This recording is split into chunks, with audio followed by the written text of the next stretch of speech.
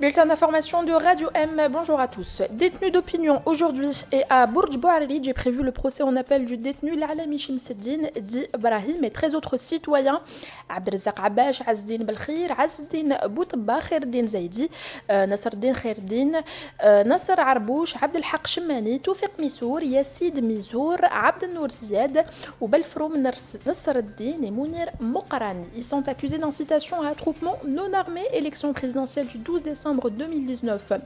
Pour rappel, le procès du 16 avril dernier, le procureur du tribunal a requis 1 an de prison ferme et le verdict était relax.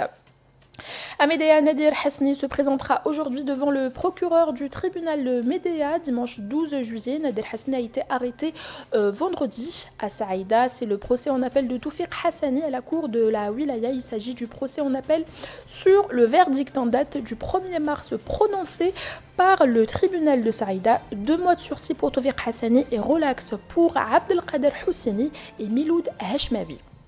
À Tizi Ouzou, le procès de Bouraba Aril Esmaïl, programmé initialement pour aujourd'hui dimanche 12 juillet à 9h30, est renvoyé au 20 septembre prochain au tribunal de l'Arba'ana Tirathen. Il est accusé d'incitation directe à attroupement non armé, outrage à corps constitué et diffamation.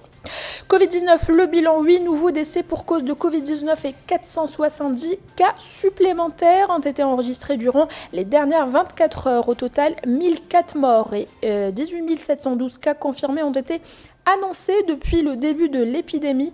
Néanmoins, le nombre de patients guéris s'élève à 13 375, soit 251 personnes supplémentaires. Ammar Belhimer accuse le journal Liberté de désinformation. Le ministère de la Communication a mis en garde samedi dernier dans un communiqué, je le cite, contre la désinformation et le discours alarmiste de certains médias dans le traitement des informations relatives à la pandémie de coronavirus. Selon le communiqué, le quotidien Liberté a surdramatisé la situation épidémiologique déjà grave. Le même document rappelle que l'amendement de l'article 176 bis du Code pénal prévoit de punir quiconque volontairement diffuse ou propage par tout moyen dans le public des nouvelles ou informations fausses ou calomnieuses susceptibles de porter atteinte à la sécurité ou à l'ordre public. Le Code pénal prévoit une peine d'emprisonnement d'1 an à 3 ans et une amende de 100 000 dinars à 300 000 dinars.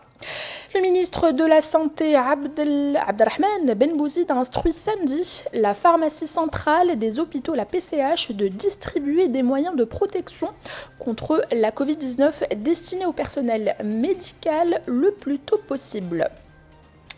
Pas de vente de moutons à Alger. 3 communes de la circonscription administrative de Bertouta, Tessel al-Marja et Ouled Chibel ont décidé jeudi dernier d'interdire la vente des moutons dans les lieux publics et les rues en vue d'endiguer la propagation de la pandémie, indique un communiqué des services de la wilaya d'Alger.